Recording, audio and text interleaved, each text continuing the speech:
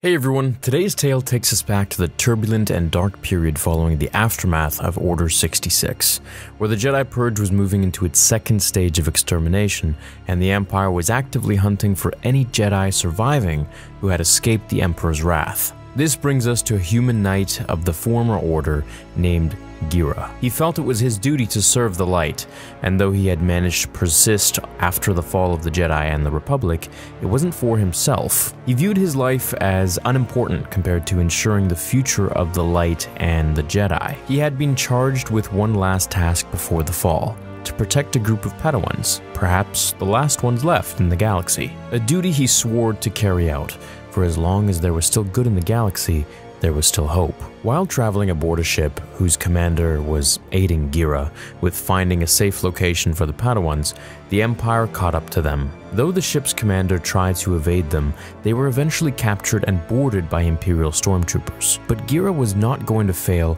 and called upon the Force and his training to take on the enemy. However, no matter how many of them the Jedi Knight is able to repel, more keep coming and he witnesses some of his own falling to the stormtroopers' blasters. But the Padawans are Gira's duty. He will die to make sure no more of them become victims to the Empire. The noble Jedi Knight will do anything for their safety, so Gira contacts the ship's commander via his comlink and tells him that he has been able to hold the Imperials back, but only for a few minutes. He orders the commander to get the remaining Padawans to the escape ship. However, the commander tells the Jedi that he is needed in the southern airlock. Wasting no time, Gira rushes to their aid. He has the last of the Padawan learners in the Republic, but Vader is here, and he can sense his darkness. The Sith has come to finish them off. He just needs time to get the last survivors to safety, to an escape vessel, but Vader will be coming soon to do his duty, and they're almost out of time. Gira makes his way to the southern airlock and is supposed to see several stormtroopers outside of it. Quickly, using his lightsaber skills and force powers, he takes the troopers out. Immediately after,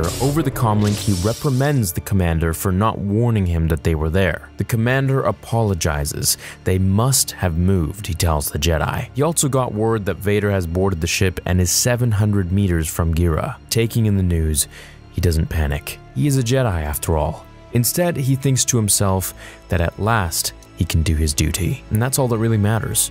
A Jedi Knight is one who serves. As Gira investigates the area, he notices some of the dead Republic troopers on the ground. They've been shot in the back, so he asks the commander if he is manning the security cams. The commander confirms that he is, then the Jedi questions why the commander didn't warn the Republic crew, but before he could get an answer, he barely managed to dodge an ambush from Vader himself. The two warriors engage in lightsaber battle. Though Gira fights with courage and conviction, the battle is very one-sided in the Sith Lord's favor. Vader is just so much stronger, more ruthless and relentless than Gira. The brave Jedi begins to feel his calm give way to panic.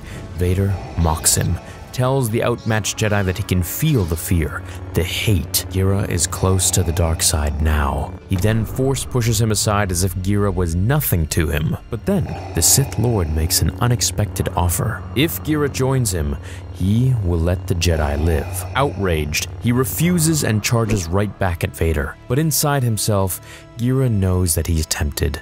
Vader cannot be beaten. Why die now, never knowing if his sacrifice was worth something? Fighting back, buying time, Gira knows his own life is nothing anymore. As he begins to draw on the dark side, he manages to land a kick across Vader's helmet, but his foot is immediately caught in the Sith's mechanical grip, and Vader swings him aside as if he was made of air. Gira yells at the Dark Lord. It doesn't matter what Vader does to him, he only cares for his charges. Live or die. Gira himself doesn't matter. He gets up, lightsaber ready, and states to Vader, "Understand this, traitor. I will fight you." And he charges bravely, but is again tossed aside like he's nothing. And again he gets up and attacks, but Vader easily counters his moves and elbows the Jedi in the back, causing Gira to drop his lightsaber. Vader then hurls him back with the Force one last time, where Gira is defeated and he knows it. But Vader once more offers to spare his life. Holding his crimson blade at the fallen Jedi, he tells him that his master has use for all. Join them, and Vader will spare the Padawans. Gira stares death in the face. This is his duty. He can feel the darkness within him seethe quietly. He could achieve his goal, still alive, perhaps able to fight the dark side from within, but he thinks Vader is lying. to which Vader tells the Jedi, what use is a lie to him now? Surrender and Vader will withdraw his troops. Now Gira wants the Padawans to live more than life itself.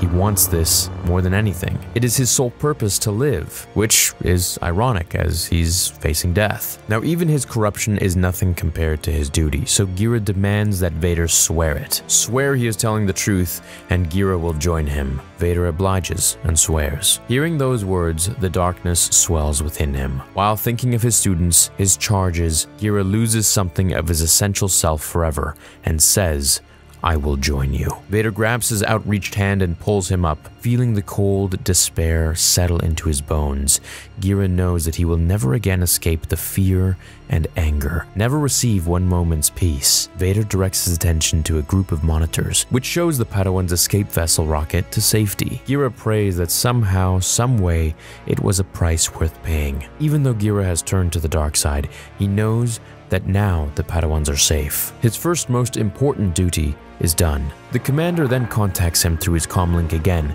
and asks to speak to Lord Vader. Vader inquires the commander about whether the explosives that have been set on the escape vessel were charged, which the commander confirmed. In utter despair, Gira doesn't understand why Vader is doing this. He had sworn to serve him. In exchange, Vader had promised to spare the Padawans. The Sith Lord reveals that Gira's commander swore allegiance once he saw the Jedi Knight would fail to repel Vader's forces. Unlike Gira, the commander put no price on his service, which is how Vader was able to ambush the Jedi with such ease. Vader's promise is nothing weighed against his duty to his master. Feeling his body tighten, Gira watches in horror as the escape ship is destroyed. And he knows that now that he's sworn to the dark side, he will feel this way forever. This is his destiny.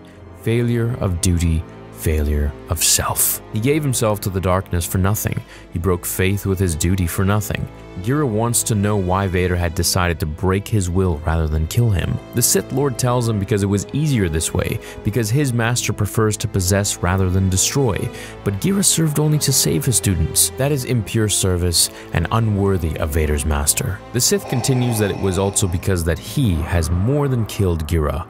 Vader has broken him. A Jedi, an enemy. Whatever Gira does when he leaves here will serve Vader's master. Gira has done his duty to him, and with that, the Dark Lord of the Sith departs the ship, alone with his own thoughts.